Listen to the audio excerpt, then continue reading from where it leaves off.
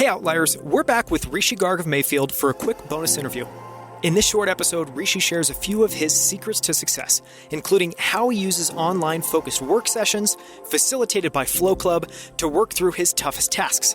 Some of his favorite books, including Malcolm X's biography and the Tibetan Book of Living and Dying, and why he recommends everyone starting a new role read The First 90 Days by Michael Watkins, and so much more. Let's dive in with Rishi now. Rishi, thank you and welcome back. I'm super excited to do the second part of this interview with you. And you. So I want to start by kind of trying to connect the dots. And the question that I want to ask is, Mayfield is super explicit, as we talked about in this last interview. If you go to the website, literally the logo is locked up with the mantra, people first. So I wanted to ask you, how does that show up in the way that you work together with other people at the firm and the way you work together with founders? That's a great question. It's something we really believe in. It's all kind of a piece, I would say. This focus on people is sort of an integrated strategy. So how does it manifest itself? Well, one, we have this trite saying around here that people make products, products don't make people. So if you're going to invest in something, you should invest in the people making the products and spend a lot of time with them and really get to know them, because that's how you're going to build a company where the product over time exceeds expectations and makes a dent in the world. We're also early stage investors. So we're generally not investing in products. We are generally pre-product or inception stage investors, which means that all we really have to go on is the people, right? And how they show up in the integrity and the quality of the relationship we build with them. That's also, as I think I mentioned in the podcast earlier, kind of the main way we add value. How do we create alpha? We have such a trust-based relationship with the entrepreneur that in those critical moments, we can work together in a way that helps to build the company and influence the entrepreneur successfully and have them influence us. So when it works together, it really is a dance and a symphony. It works wonderfully. And it shows up in kind of some of our beliefs on our website. You'll see one of them is we're loyal to a fault, which a lot of people probably won't say very explicitly, but we just sort of acknowledge it. That's sort of the way we do business. We really believe in the founder. We try to back founders we want to be in business with for a very, very long time. And when, the founder's not running the business, it's almost always in close collaboration with the original founder. So that's sort of just how we do the work. I'll say the second thing is, one other just sort of everyday way is we really believe in the face-to-face. Our job in a lot of ways, in behalf of our LPs, is decision-making. It's relationship building and then decision-making. And that is so much better when you're in person with each other as a group, when you can really access the full collective knowledge of, an investment team of 7 or 8 people. So that's just been massive for us. And we feel the same way about entrepreneurs. We had as active a deal pace as you can imagine, as we've ever had, actually, in the course of COVID. But I think we did 100% of our deals, we met the founder in person. So, it was a long-standing relationship, et cetera, which doesn't mean you can't do great work only over Zoom. We just, by hook or crook, if we can actually have that face-to-face, we think it's the amount of information you get, the exchange of the biological connection that you can create is just something special. So that's our business. The thing I was going to add to that is, I think that's especially true. You think about all the companies that have, switched to some form of fully remote or partially remote or mostly remote, and they all still really rely on getting together quarterly or getting together with some cadence because everyone recognizes that personal connections are still really important. So it's kind of funny. Totally. It's easy to discount all the stuff that we do to get to know each other at a company. But in the end, and more than ever before, people are bringing their whole selves to work. And we're human beings. And anything that creates shared humanity, I think is not only valuable, it makes work better, it's also a real strategic advantage. We were talking about this before we got on the podcast, but I think there's going to be what I call sort of a great defection in 2022, where ambitious people want to be in person because they're going to spend time with their bosses and their peers. The ones who spend more face time are going to have better, deeper connections. Other people are going to realize that who are on the hybrid train, and they're going to want to be closely connected to those bosses, mentors, and peers in the company as well. And so for any company over 100 people that's on a growth trajectory or very established, I think you're going to see a sucking sound of ambitious leaders returning to the Silicon Valley, because there is really nothing like face-to-face interactions for creating the kind of content and relationships that create great work. One thing that I'm always fascinated by is how we all show up as our best selves each day. And, behind that typically is a lot of intentionality around, habits, routines, the things you do each day. I'm curious, what does that look like for you? It's a good question. My habits and routines have changed a little bit since I've had young children, but there's a few things that I do that I just like that may be of interest. Essentially 3 things. I journal pretty consistently. So I use the written word as a centering mechanism for myself. And I do different things, whether it's gratitude, refocusing on what's important. In my job in particular, it's easy to get really scattered. I think a lot of people have that problem. So I ask myself questions like, if there's only one thing I did today, what would it be? Just to make sure I'm focusing on the one thing that really matters. And I usually try to write down 2 or 3 things by the end of the day that I want to get done, and only 2 or 3 things, just so I'm making sure I'm focusing on the big rocks, if you will. And is that like in the morning or throughout the day you're journaling? It's usually first thing in the morning and throughout the day if I can, although if I need to, but I usually don't have time. But yeah, usually in the morning or whenever I feel scattered. That's an important thing. I use a bunch of the other techniques that are everyone does, meditation, etc. I find that getting into my body is super important. There's a bunch of techniques that I learned when I've done performance work as an actor through high school and college, all of which are really about how do you get into your body and out of your head so you can be present in the moment, whether you're doing improv or you're performing in a musical experience, whatever it is. And so I do things like spinal rolls, I do arm rolls, I will even just do a quick jog sometimes to kind of get out of my head into my body. I do some energy gathering movements before a meeting or before I'm about to work on something important or doing a podcast like this, although I didn't do it today, where I try to just refocus my energy, pull energy out of the ground, visualize having energy being focused into me. And it's incredibly rejuvenating. It's sort of based on some Tai Chi work that I've done. And especially when I'm sleep deprived because my kids aren't sleeping, I find that it's a great way to counteract the effects of sleep loss. So those are some of the things that really matter to me. In the course of all this stuff, I'm really grateful for having learned that in my theater work. Yeah, I've never heard of getting out of your head and into your body, but it's fascinating. I want to know more. Yeah, it's so crucial. Every time I feel blocked, almost always throwing the weights around or going for a run or something, just kind of, it clears up everything. It's really great. I mean, a lot of people use that. The only thing is they don't get to exercise as much as I would love to, so I tend to use it strategically. Sometimes in the middle of the day, you just got to get outside and go clear your head. So. Mm-hmm. Another thing that we always ask about, or I was curious about, is favorite software, favorite tools. And, really the idea is all of us have things we use every single day that, ideally over time, we kind of cobble together the stuff that just is really effective for us. And sometimes that can be a to-do list app. Sometimes it can be an app for note-taking. Sometimes it can be just physical tools like a timer that sits on your desk. So I'm curious, anything in that vein? Good question. Maybe it's my old, being old speech and debate person, but I still use legal pads, which I know is crazy, but I find that the visual space and the blank sheet of paper are just much more spatially valuable for me to be able to see my whole set of things I need to do and to clear my mind and get things on paper. So I still use paper and pencil. And that's for like daily to-do lists, all of that? Yeah, even for to-do lists, a lot of times I'll find that I feel a lot more, I'm just able, if I'm just free writing, to kind of get everything down and feel really focused about it, organize it better in my head. Although I use, to-do apps and stuff like that, but nothing special, I would say, that probably everyone you have on doesn't use. I do use a couple of applications that I think may be a little bit unusual, which are around how do you increase your ability to be centered. So there's one application and a company I'm a really big fan of. It's called Flow Club. I'm a small investor personally. And this company basically sort of enables hosted video sessions for groups of up to 8 or 10 people to hold space for each other while they attempt deep work in the course of an hour. And you can extend it. You can do 30 minutes, you can do 2 hours, you can do whatever you want. I'm a facilitator and one of the hosts of Flow Club. And you basically start the meeting by talking about what you want to get done in the next hour. And then everyone keeps their selves muted and keeps their video on. And you work, usually to music provided by the host, for about an hour. And then with 5 minutes left, we kind of come out of our deep work trance and we talk a little bit about how we've accomplished stuff. And it just kind of keeps you, when you know you've been accountable to a group to get something done, it keeps you focused. Having the music keeps you focused. That intention setting keeps you focused. And I found that to be a really nice tool. I like using that a lot. It's a very early stage startup, but cool group of guys. And the other one is called Centered App, which is an app I really like, started by a guy named Ulf. And the app basically shuts down all your notifications and stuff like that, gives you some music, and then you use the Pomodoro timer of whatever timing you want to kind of get a list of tasks done. And little tools like that I found are really great, just to kind of like make sure, again, the most important stuff gets done, which usually requires focus and attention and time. Or if you have to write it down and think this is the most important thing, usually it's something you don't want to do necessarily or something that feels hairy. So it helps me also eat the frog because it's so great to see it crossed off the list, when you're done. those are just a couple of the types of apps. But I really believe in this idea of the future of human productivity is about depth, not breadth. The future of human productivity is not about the hyperactive hive mind.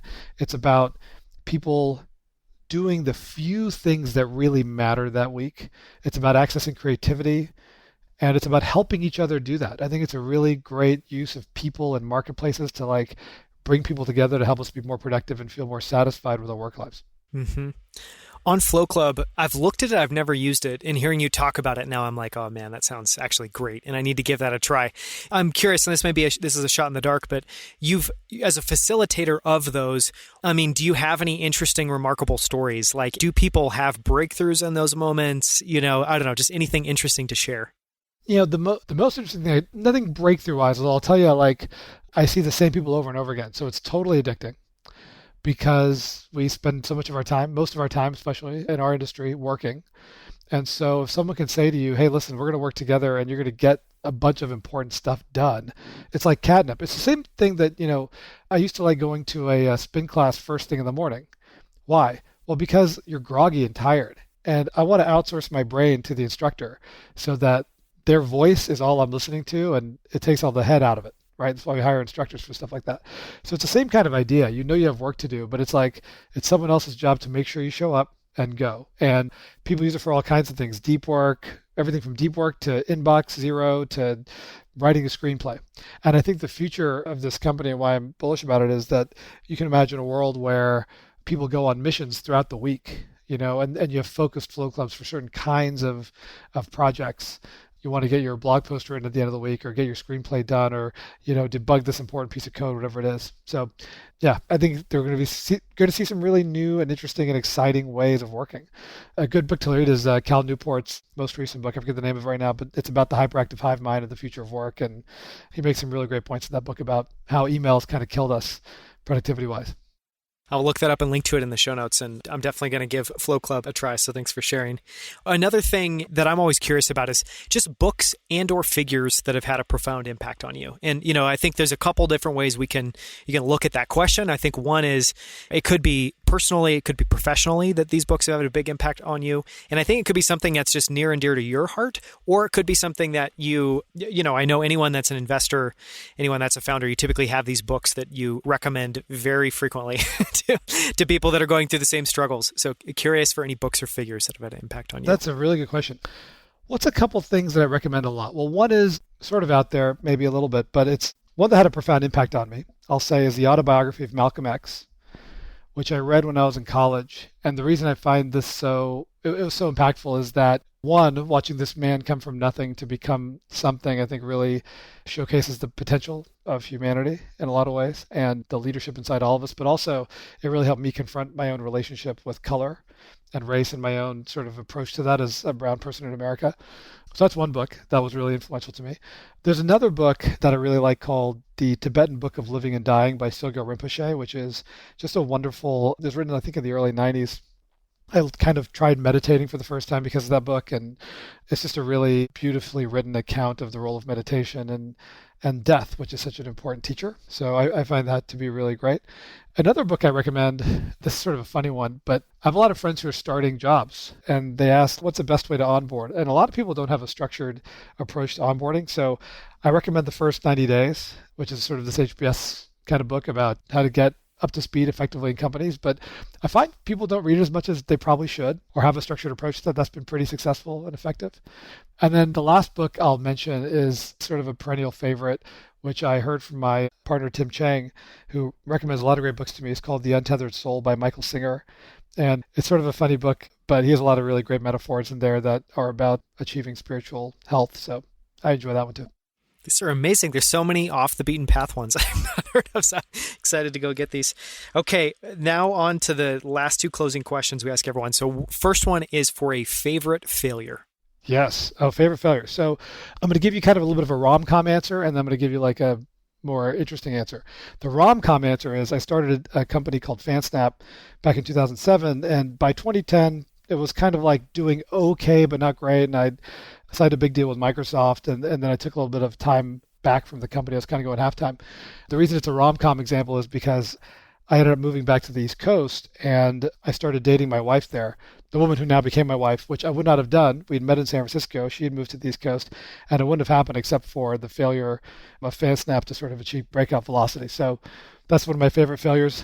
But the other failure that I think about a lot that I'm always working on is as I've gone through my career and I've had, whether it's things that worked out really well or things that worked out just okay, I never think about the failure of the what. I always think about the failure of the how. Like, how did I show up in these contexts? Was fear a really important emotion during these experiences, or did I feel light? Was I courageous and open-hearted, or did I feel closed? And my failures in how I did my work, when I've been closed and less courageous, and those are the ones I've thought about, and that's what I really try to learn from. So those are the failures I'm really thankful for, because as I look back now, that's what actually matters. So in reflecting on sort of those kinds of failures, that's where I get inspired to try to approach my work now as open-heartedly and courageously as I can. It's fascinating. I love thinking really deeply about the how you showed up and how it felt and how you were in those moments as opposed to the what. And I'm curious, like those things you mentioned, like fearlessness is a good one. It's not that you necessarily want to take that all the way to 100 or all the way, you don't want to crank that dial all the way up, but you might want to kind of fine tune it. I'm curious, is that how that process has gone for you, is just kind of reflecting and thinking about how you'll show up differently in the next iteration, and it's more about maybe moving a couple clicks as opposed to the end, turning the dial. Yeah, I think that's right.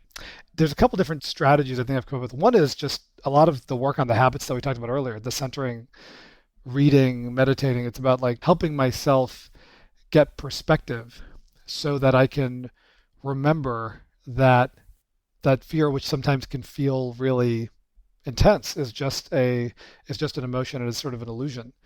So first is just doing the work and reminding myself to do the work to be able to do that. The second thing is I try to figure out where in my life there are structural things that make it easier to succumb to some of that stuff. And I try to remove those. You know what I mean? So I'm trying to think of a good example now.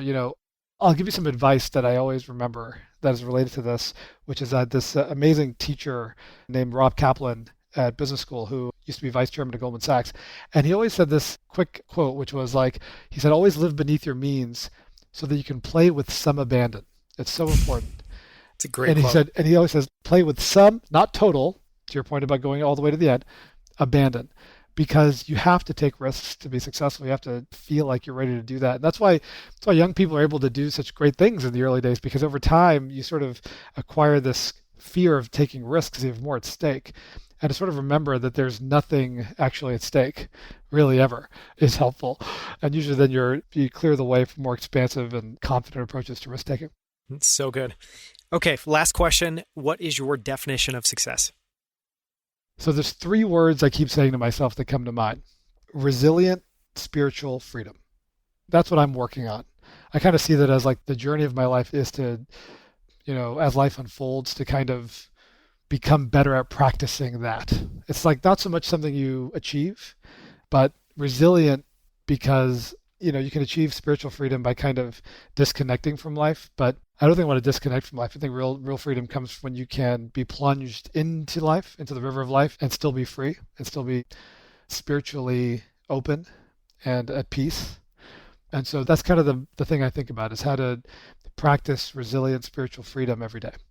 I'm going to do the opposite of what I just said, which is ask one more question, so I'm curious, something you said in your answer to 2 questions ago is kind of ringing in my mind. And like, I know as an investor, obviously your whole pursuit, your whole career is tied to outcomes, and those outcomes can seem very binary, succeeding wildly, like a company being worth 50, 100x, 1000x what you invested in, going to zero. And, I've noticed as as just someone who's founded businesses, invested in businesses, whether you like it or not, you have to get up close and personal with high highs, meaning like big successes and big failures. Do you have anything, as you've kind of through the course of your career, you've had your own successes and failures, are there anything you've learned from both of those? Something you've learned of, like, when you have massive success failures, what to take or what not to take away from that? And similarly, when you have failures, what to take away or what not to take away from that experience? I guess there's a couple of through lines if I were to analyze that for myself. certainly one just general thing that comes to mind is, generally speaking, I think you learn more from success than from failure. In part, if nothing else, just because being successful feels good, so you tend to practice it more and it sort of compounds over time. I would go back to kind of what I said a couple of answers ago, which is that the through line of successes is, for me at least, has been calmness, relaxation to a large degree, not necessarily comfort, but just being calm and executing open-heartedly and open-mindedly, as opposed to, as a construct, as sort of as an alternative, when you're faced with a challenge, kind of trying to grind your way through it, which is definitely a tendency I have, is to just like, there's a problem, like, let me work harder. That's the answer. Yeah, and I really fall into that trap. And so the things when I look back that I think are successful are sure persistence. Persistence has been so crucial in everything, but persistence where I have tried to let go of fear and even of the grind to some degree and enjoyed the process with a calm mind. That's been the most valuable, and that's actually led the most to success, because working from that place usually means that you are free in your expression, free in your courageousness, and free in your voice. And that's been really great. And then the other thing I've learned is like how important it is to respect and value your voice and respect and value the voices of others. And that's a dance that you do, but that's been also part of my journey, is to become better at that whenever I can. Incredible answers. I mean, every single one of these I'm going to be listening back to again and taking down more notes. So thank you so much for your time, Rishi. Thank you so much for coming on, for doing this second kind of bonus part of the interview. This has been amazing. Thank you so much, Daniel. It's so great to have reconnected and have this chance to hang out together. So I super appreciate it. If you haven't already, listen to episode 37 to hear more from Rishi Garg of Mayfield. For links to everything we discussed, as well as our notes and takeaways from the episode, visit outlieracademy.com/37. At outlieracademy.com, you can also find more conversations with incredible guests like Scott Belsky, Kevin Kelly, Erlang Kage, Paula Ferris, and Mark Sisson. You can also sign up for our free weekly newsletter, Outlier Debrief, where every week on Friday, we share a few highlights from the latest episode with a few of our favorite books, articles, headlines, and moments from that week. Thank you so much for listening. I'll see you right here next week on Outlier Academy.